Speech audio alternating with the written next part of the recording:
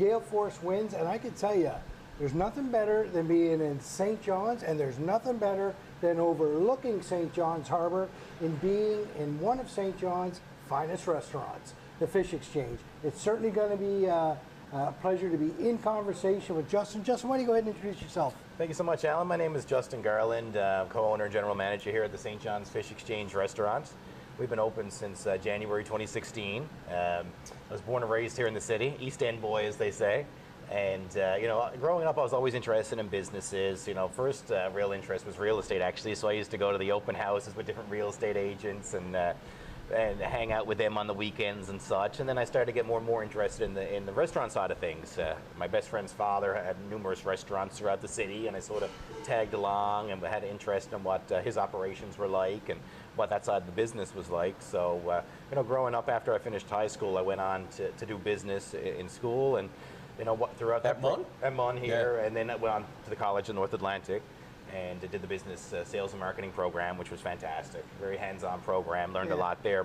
So while I was doing that program, I actually worked at the Keg. Started busing, bartending, serving, getting a part of that operation. Which is just down there. Just down on the waterfront there, just behind us here at the restaurant today. And but my interest was always to get in the business side of things. So, Rob Moore, my business partner here, owned the Keg, and we've always said, we'd love to do a project together. And then this came about in 2015. We started talking about it. It was the right size. I was just finishing school a couple years prior. I did the management training program at the Keg, which was fantastic, very knowledgeable. They're celebrating 50 years in business, so it's a proven science. You learn a lot from operations like that that've been around the block.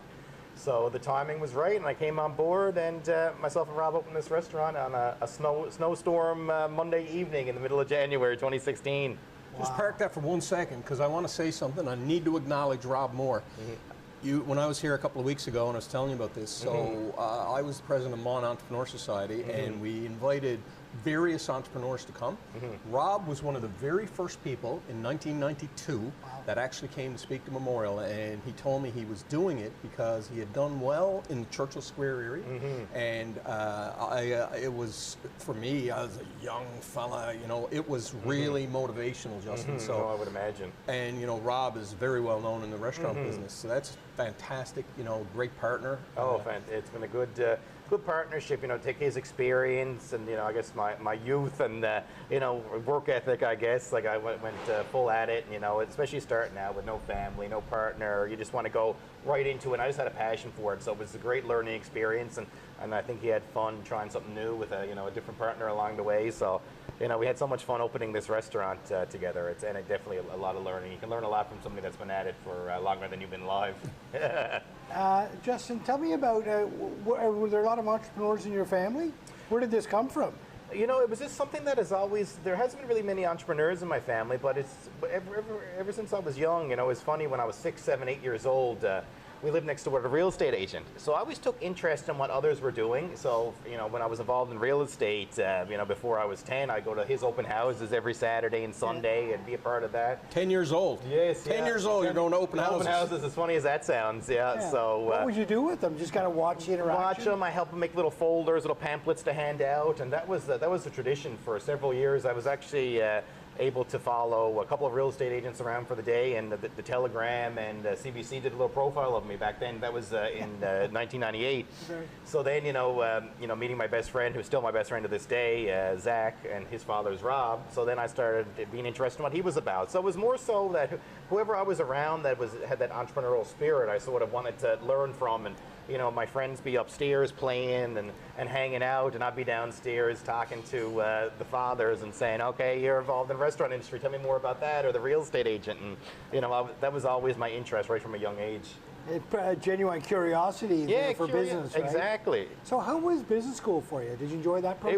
It was. I was at MUN, and then I transitioned over to the College of North Atlantic, and that was more of a fit for myself. I liked that smaller class size. It was more of a intimate environment, and we had the opportunity to have entrepreneurs come in and talk one-on-one, different business leaders, and I really gained a lot from that.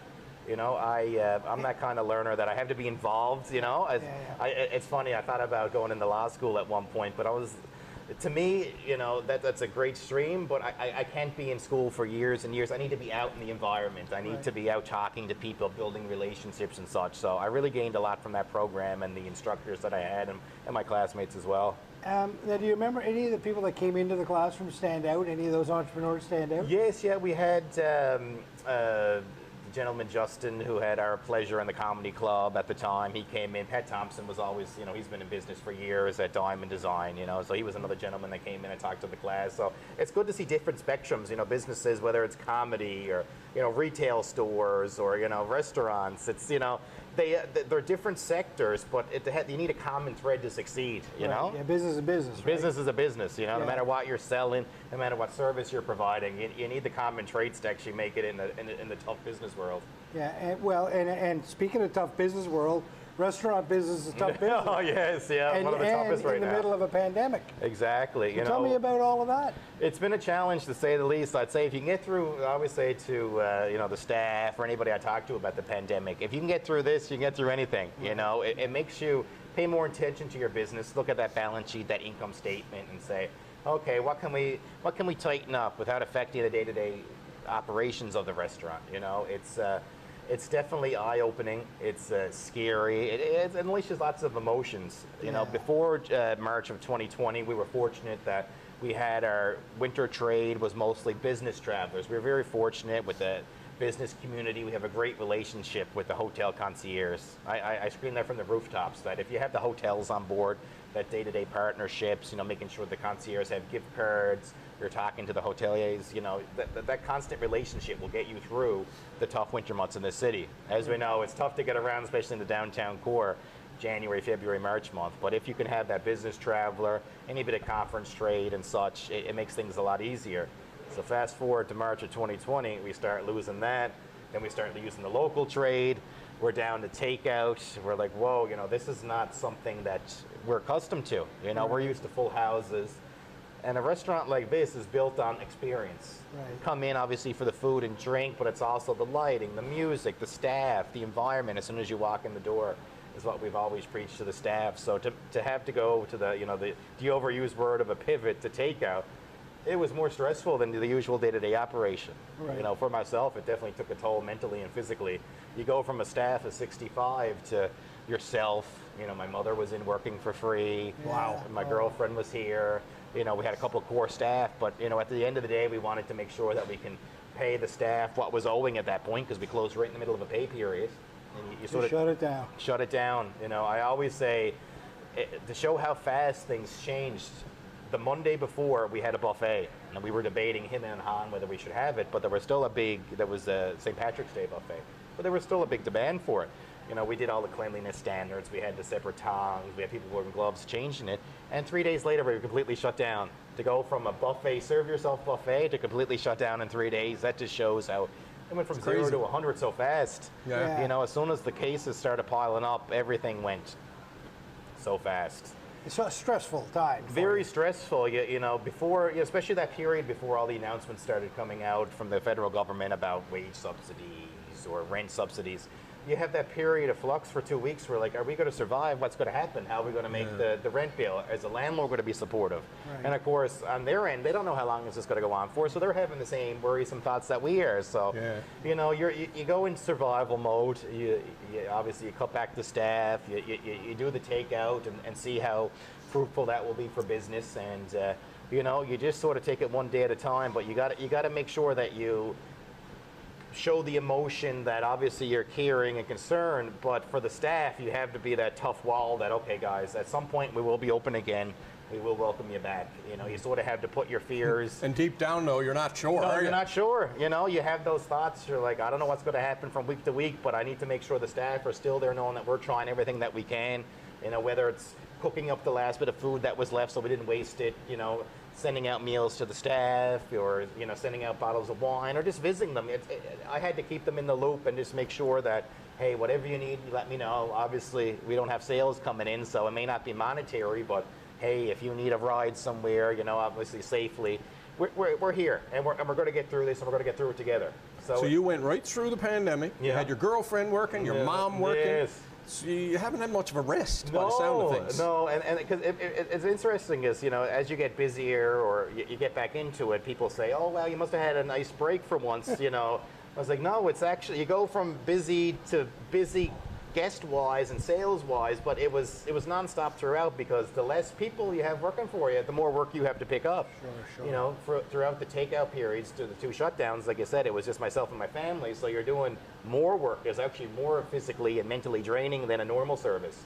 So, and then you gear back up into regular sales, and you still have to be there to make sure that the staff is back to where they should be, you know, where expectations are still there. So even though we've gone from ups and downs in terms of sales or being open, it's been a nonstop process right from the initial shutdown.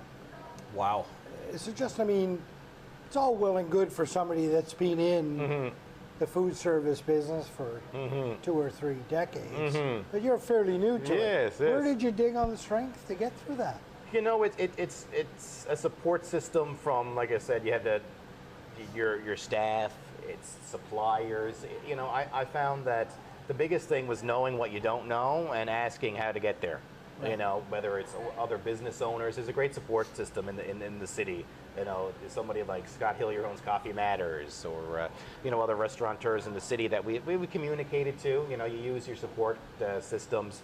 Restaurants Canada, Hospitality Newfoundland, Destination St. John's, going to different business leaders and organizations, and just continue to ask questions, whether it's your accountant, whether it's somebody down the street, because at the end of the day, you had a lot of questions. You had a lot of questions, and you know, and you're so into it here, where you're just trying to keep afloat. You can't watch every news conference. You can't read every email as it comes out. So I might have heard something that the person next door didn't hear. So it's asking questions back and forth and passing along information. And, you know, I think it showed that the resiliency of the business owners, especially in the downtown core, but also showed the powerfulness in together.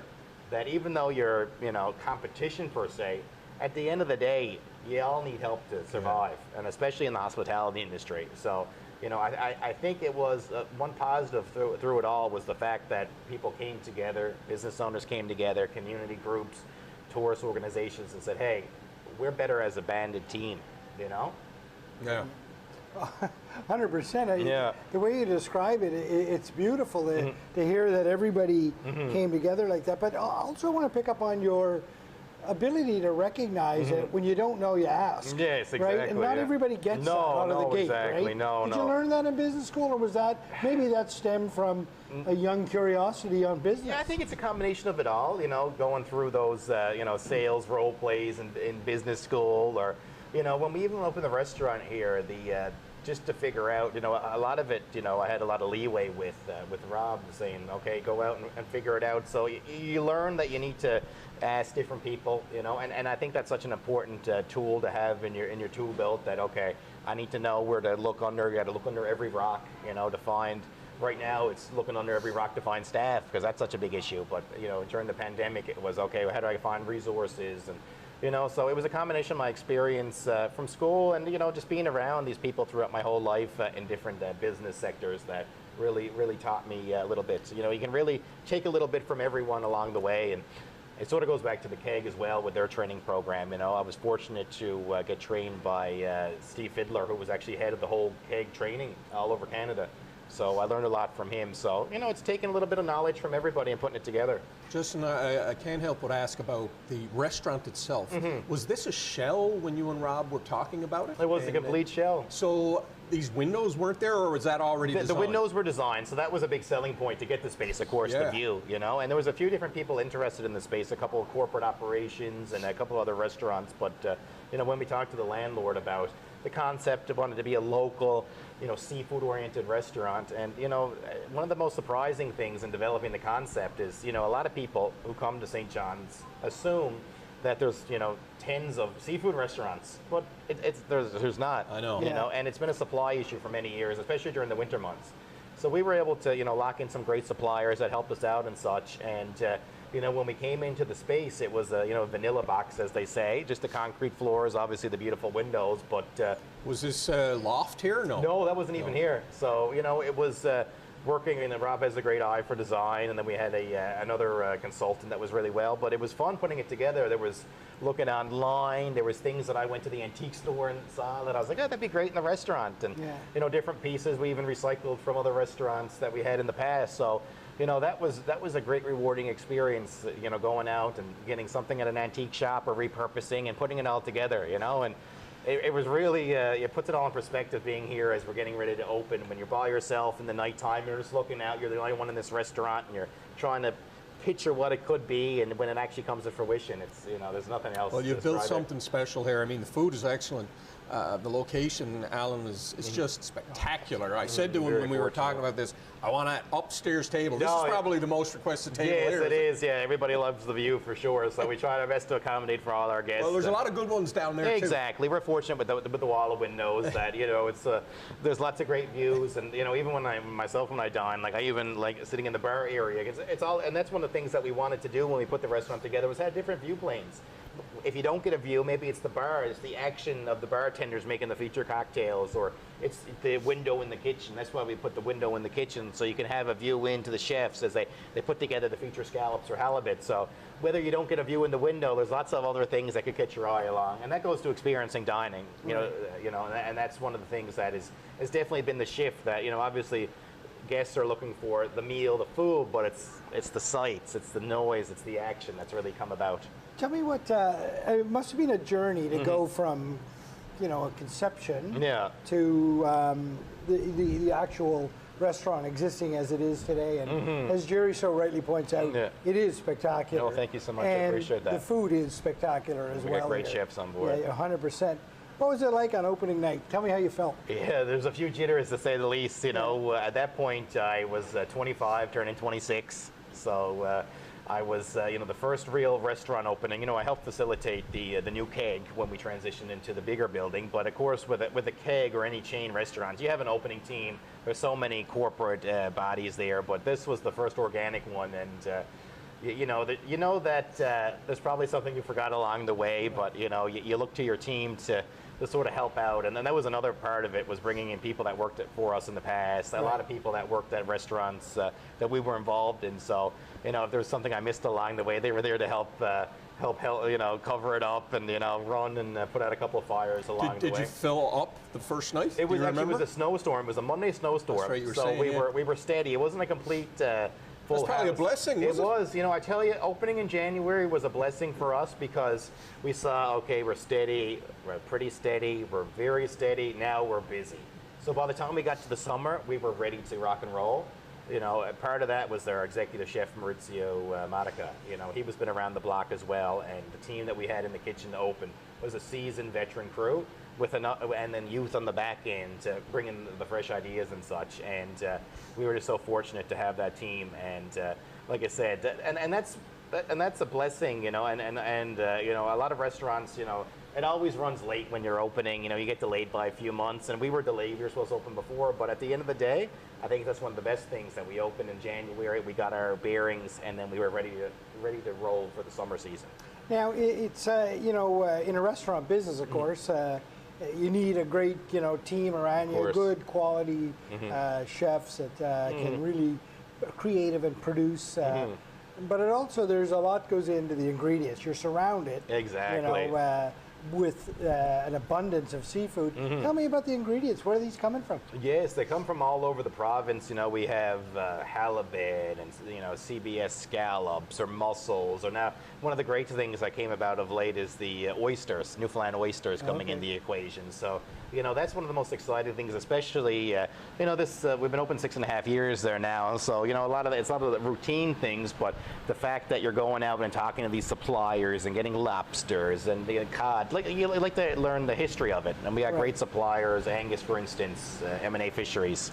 He's been around the block 40 years, and he comes in with these fresh halibuts, and you know, it's amazing to come in and see the full fish being delivered, sometimes 80, 90-pound halibut, and the excitement that our chefs still have to, you know, fillet that, and then it's the fun part of creating the dish, because we have a halibut every night on the menu. but it's different. You know, you come in and one night it could be Asian influenced, it could be the most Newfoundland dish you've ever seen, and next minute it could be Moroccan influenced. You know, we have 4 chefs from Morocco actually. Is that right? Really? Yeah, so or we have chefs from Colombia, India, Africa. So that's one of the things that, you know, we like to put our twist on, because obviously, you know, the tourists are coming in for that fresh local product. The Newfoundlanders are, you know, they're familiar with the product, but so we like to set ourselves apart from other restaurants and concepts by bringing in the expertise and the recipes from the chefs from all over the world. You know, gearing into the summer season and seeing the amount of calls and requests that are coming in for, you know, business meetings and conferences that are coming back to the city. You know, they view this city as a nice spot to hold their business conference. You know, throughout the whole pandemic, I know it's been rough, but, you know, we had low numbers compared to most destinations in Canada. So, you know, businesses are looking at that as an opportunity that you can be downtown and world-class accommodations, a restaurant like this, a merchant, or you could be at a nice hotel, but within 10 minutes you could be in the middle of nowhere. Right. So I think that's an opportunity as a province that we really can sell outside tourism and outside business conference market. Well, there's few places like this in the world. There really is. Oh, I mean, 100% Allan, there's few places like this in the world. What's over the horizon for you guys? What's it look like? It's, you know, it's nice to finally go into summer at 100% capacity. Yeah. You know, looking forward to full houses, you know, having a patio set up and people come in to enjoy our fresh local seafood. So for us right now, it's normalcy, you know, is the key word. We're looking to get back to where we were before COVID in terms of the numbers that we're putting through the door, but also an opportunity to, you know, work and grow our business side of things, working with conferences, you know, doing more hors d'oeuvre menus and dealing with, you know, things such as weddings or small business conferences or workshops. So that's a growing part of our business. So that's where we're seeing a big push right now as businesses and organizations start to plan. You know, maybe it's not the 300-400 person conference, but it's a 150 person, and they feel safe and accommodating in our environment, and working with our other partners, you know, maybe the boat tour behind us that we have a great relationship with, and packaging, you know, experiences for our guests. Share your thoughts. Well, you know, Justin, I was thinking about you as you're talking there, and you said you were 25 when you started, 25, 26. I was still in university. Okay, yeah. And my Lord, man, you've gotten some experience for a guy in his early 30s, I'm calculating. Yes, yeah, right? 32 now. It's amazing. Like, what would you say to a young person about, you know, being in business? How would you summarize the experience and some of the things maybe they should do? You know, it's been rewarding. There's been some knocks along the way. You know, there was other businesses that I was involved in that weren't as successful. Like, you took some knocks in, but, you know, and that's one of the things about being young, that you can sort of, you know, take a bit of a chance. You can sort of lick your wounds and get up and know, okay, I got a lot of years ahead of me. And it's knowing that, you know, you sort of need to get these little bumps in the road to really appreciate what you have. It made me really re-appreciate what I have here at the Fish Exchange.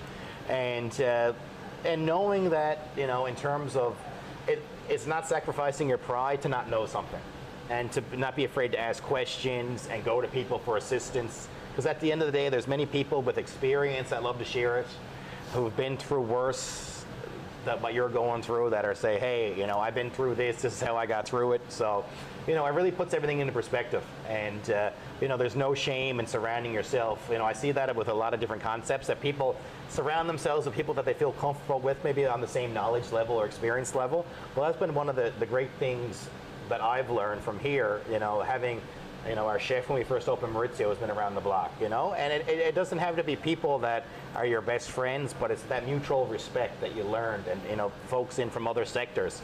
I'm not ashamed to say, you know, I'm not the smartest person in the room, but I like to talk to the smarter people and learn from them.